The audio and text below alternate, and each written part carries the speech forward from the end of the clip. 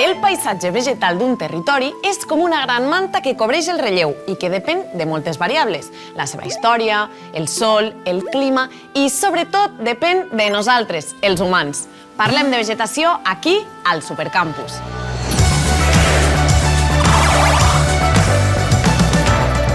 Heu pensat mai què passaria si de cop i volta deixéssim créixer i evolucionar de manera natural tota la vegetació que ens envolta, sense fer-hi res ni afavorir-la ni perjudicar-la de cap manera? Aquesta vegetació seria la que els experts anomenen vegetació potencial o climàtica. En canvi, la vegetació real és la que ha anat adaptant-se tant a la nostra intervenció com a les condicions climàtiques, que van variant. Mireu aquest mapa d'usos del sòl.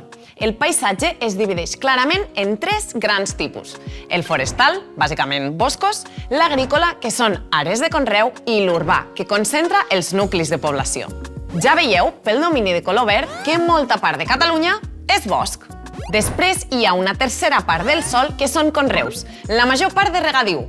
És a dir, que els reguem nosaltres, que no s'abasteixen només amb aigua de pluja. I en tercera posició, tot i que ens pugui semblar poc, només un 5,5% és entorn urbà. Les comunitats vegetals que viuen al nostre territori les podem dividir en tres tipologies, que corresponen a les tres regions biogeogràfiques on són majoritàries. La primera, la que més abunda, és la vinculada al nostre clima mediterrani.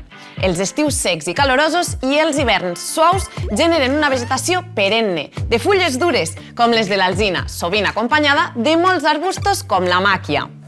El canvi climàtic està provocant que tant els alzinars com les pinedes es facin més vulnerables i que els matollars, molt resistents, s'expandeixin. I això incrementa el risc d'incendis.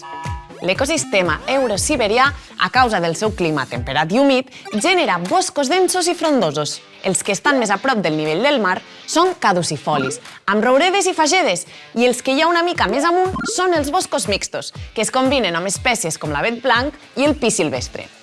Al Parc Natural del Montseny trobareu els dos exemples, com els alzinars de la Vall de la Castanya o el bosc d'avets més al sud de tota Europa. I per acabar, la regió vegetal boreoalpina és la dels territoris més elevats, a partir dels 1.600 metres d'altura. Són zones amb clima fred, neu, hiverns i estius curts i sòls poc profunds, on, per tant, el cicle vegetal és molt breu. Se'n diferencien clarament dues grans zones.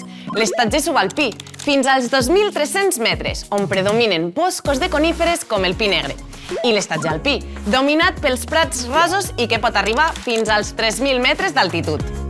Els nostres paisatges vegetals es troben en transformació constant. Com vosaltres. Us voleu posar a prova? Feu el test! Quin tipus de sòl predomina a Catalunya? Urbà? Forestal? Fluvial? O agrícola?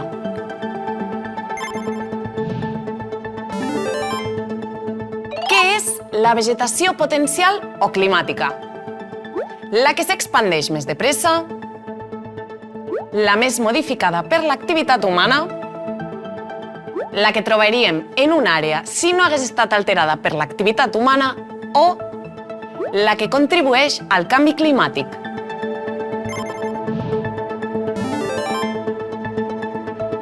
De quina vegetació són pròpies l'alzina i el pi blanc? De la selvàtica? De l'eurosiberiana? De la mediterrània? O de la boreoalpina?